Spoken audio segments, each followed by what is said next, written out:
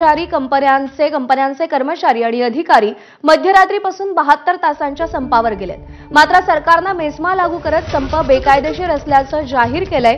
संपामुळे पुढचे 3 दिवस राज्यातील वीज यंत्रणेची जबाबदारी कंत्राटी कर्मचाऱ्यांच्या भरवशावर असणार आहे। राज्यातल्या अनेक प्रमुख शहरांमध्ये वीज वितरणाची समांतर जबाबदारी काही खासगी कंपन्यांना देण्याची प्रक्रिया सुरू आहे आणि त्याला विरोध म्हणून हा संप पुकारण्यात आलाय। सर्वोच्च पदावरच्या निवडक अधिकारी वगळता सुमारे 90% अधिक अधिकारी आणि कर्मचारी संपावर गेल्याचा दावा कृती समितीने केलाय। राज्यामध्ये अनेक जिल्ह्यात मागच्या काही दिवसांपासून अधूनमधून वादळी वाऱ्यासह पाऊस पडतोय आणि या परिस्थितीत वीज यंत्रणेत दोष उद्भवल्यास संपामुळे दुरुस्तीच्या कामात मोठी अडचण निर्माण होण्याची शक्यता आहे।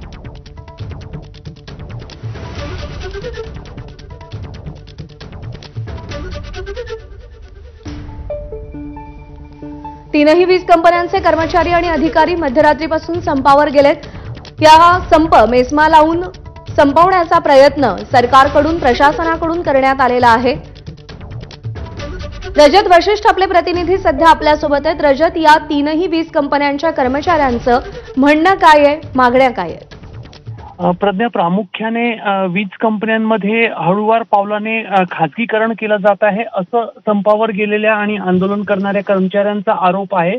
प्रामुख्याने राज्यातील काही प्रमुख शहरं जी आहेत त्या ठिकाणी वीज वितरण प्रणाली जी आहे ती समांतर पद्धतीने काही खासगी कंपन्यांना त्या वीज वितरण प्रणालीचा अधिकार देण्याची जी प्रक्रिया आहे जी सुरू करण्यात आलेली आहे। काही शहरांमध्ये वीज वितरण जे आहे ते काही खासगी कंपन्यांना सोपवण्यात येणार आहे आणि त्याचे अर्ज जे आहेत ते बोलवण्यात आले आणि अशा पद्धतीने जो खासगीकरण केलं जात आहे त्याचा या वीज वितरण कंपनीतील किंवा तिन्ही कंपन्यांतील कर्मचाऱ्यांचा विरोध आहे आणि त्या प्रमुख मागणीसाठी हे आंदोलन जे आहे किंवा हे जे संप जे आहे ते केले जात आहे।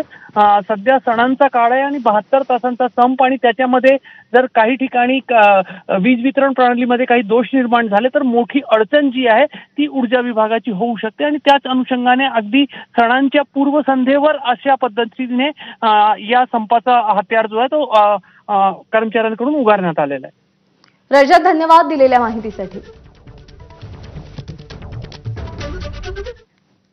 आंध्र प्रदेशातील कोनसीमा जिल्ह्यातील एका फटाक्याच्या कारखान्यामध्ये